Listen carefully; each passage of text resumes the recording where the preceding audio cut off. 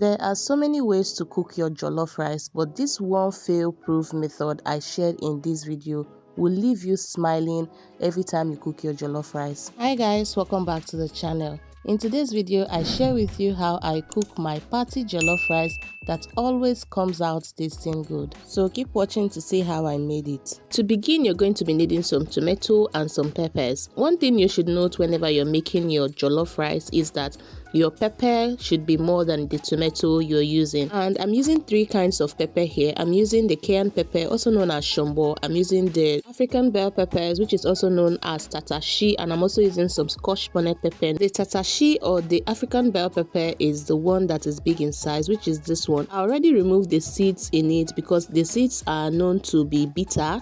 So I have some ginger, I have some garlic, and I have some onion. And if you look very well, you will see that the peppers are more than the tomato. Whenever you're making your jollof rice, the peppers should be more than the tomato. Here are two reasons why you should use the shombo and the tatashi. The shombo helps to brighten the color of the tomato and pepper mixture, while the tatashi helps to thicken the tomato and pepper mixture. And the Scotch bonnet pepper helps to spice up your food. So don't miss out on any of these three peppers whenever you're making your jollof rice to have a perfect result. Now in the pot, I'm going to be adding the washed tomato. I added the tatashi, ginger, garlic, shombo, Scotch bonnet pepper, and the onions. Then I'm going to add like a tablespoon of some dried thyme. If you have fresh thyme, then it's perfect. I'm going to drizzle some vegetable oil on it. This is totally optional, but I like to do this. I'll cover and allow it to cook for at least 15 to 20 minutes until the tomato and the peppers are soft. You can see from the look of it, it released some liquid. You can throw away this liquid if you want to, but I don't think you have to do that because we'll be needing it. You'll see what we'll use it for as we go further. Now I just stirred for a few minutes and I took it off the heat. If you want to, you can set aside and let it get cold before you blend, but my blender is heat resistant, so I won't be needing that. So directly from the pot, I transferred everything into the blender and then time to blend. Now this is what we'll be using the liquid for.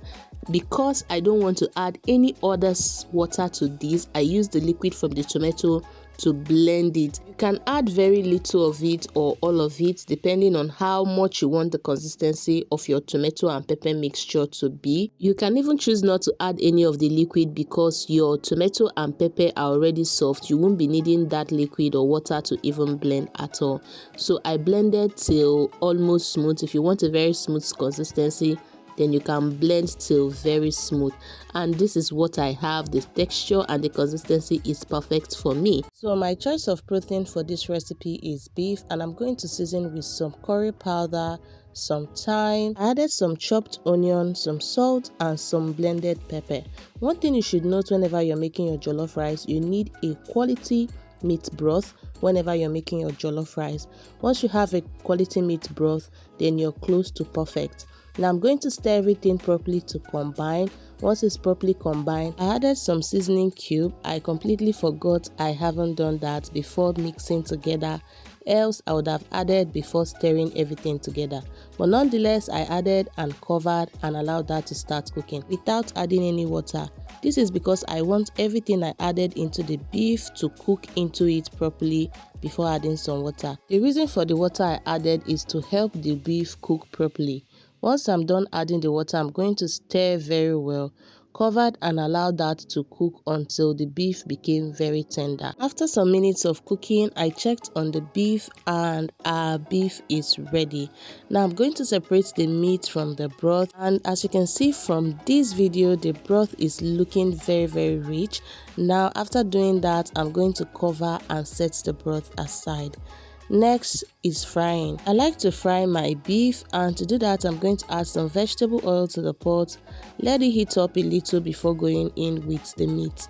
Now you can choose not to fry yours. You can air fry or grill your meat. However you choose to, it is fine.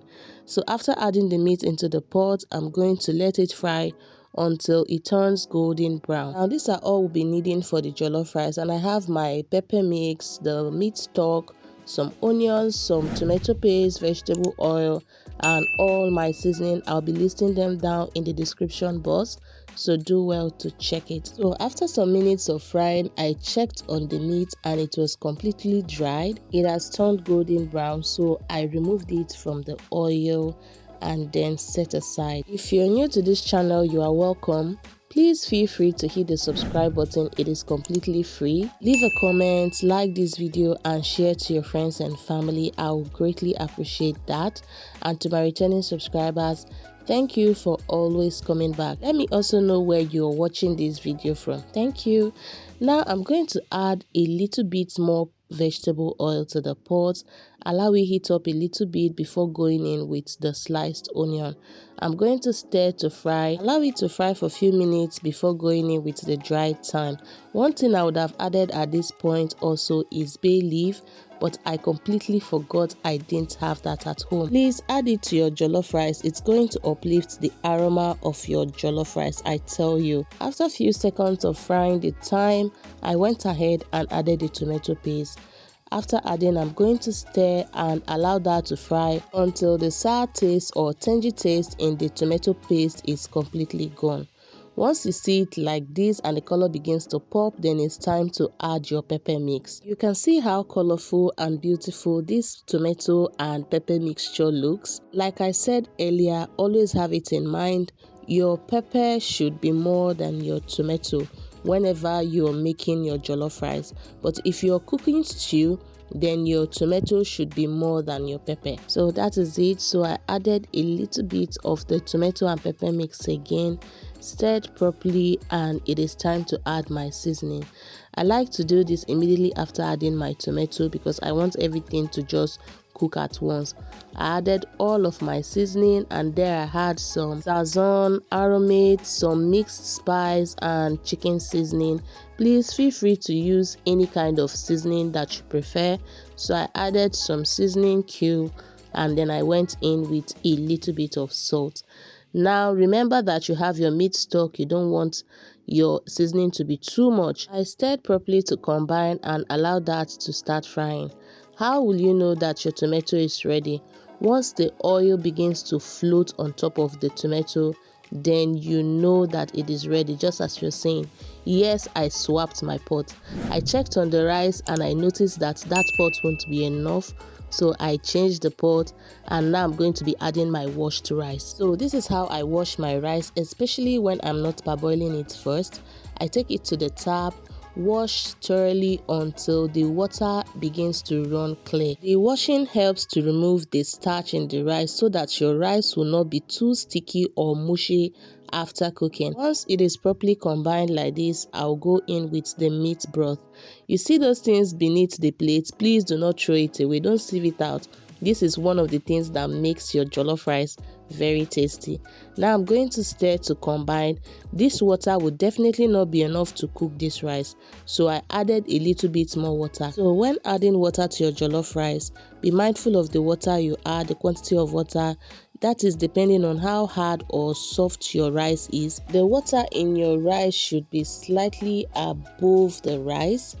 So depending on how hard or soft it is, just like I said earlier. So I added some hot water, stirred properly to combine. At this point, you can taste and adjust seasoning. I tasted and needed just a little bit of salt, very little, which I added, stirred properly to combine, and then covered and allowed that to start cooking. Once the water begins to dry up, if you want to, you can use a foil paper to trap the heat so that it cooks with steam. But if you don't want to, you can just do it the way I did it in this video. I just covered until the water has dried up. So I stirred properly to combine. Then next thing I did was to add my butter or margarine. Then I added some sliced onion. Butter in jollof rice enhances the taste and flavor of your jollof rice, and it also makes the rice less sticky. So after adding the butter and the onion in the rice, I'm going to stir very well for everything to be well combined. Now this rice, I cooked it on a low heat. Once the rice starts boiling on high heat, reduce the heat to low heat so that all the ingredients you added will gently cook into the rice. Especially when you're not using foil to trap the heat, it is very important that you cook on low heat.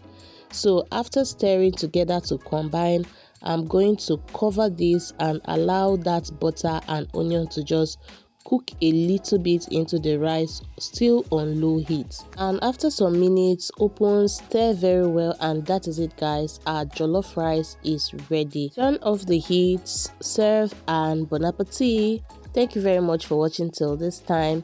Please do not forget to like this video, leave a comment, share, and also subscribe to the channel if you haven't done that yet. Thank you very much for watching. See you in my next one. Bye.